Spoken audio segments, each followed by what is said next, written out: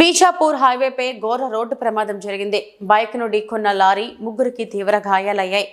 వికారాబాద్ జిల్లా పరిగి మండలం గడిసింగ్పూర్ గ్రామ సమీపంలో బీజాపూర్ జాతీయ రహదారిపైన బైక్ను ఢీకొన్న సంఘటనలో ముగ్గురికి తీవ్ర గాయాలయ్యాయి. దోమ మండలం గూడూరు గ్రామానికి చెందిన కోవిడి శ్రీనివాస్, అతని కుమారుడు రిషి, అదే గ్రామానికి చెందిన ఉప సర్పంచ్ గంజి శ్రీనివాస్ ముగ్గురు కలిసి కోవూరు శ్రీనివాస్ కుమారుడి గురుకుల పాఠశాల ఎంట్రన్స్ పరీక్ష రాయించుకోవడానికి తండూరుకు వెళ్తుండగా ఈ ప్రమాదం జరిగింది.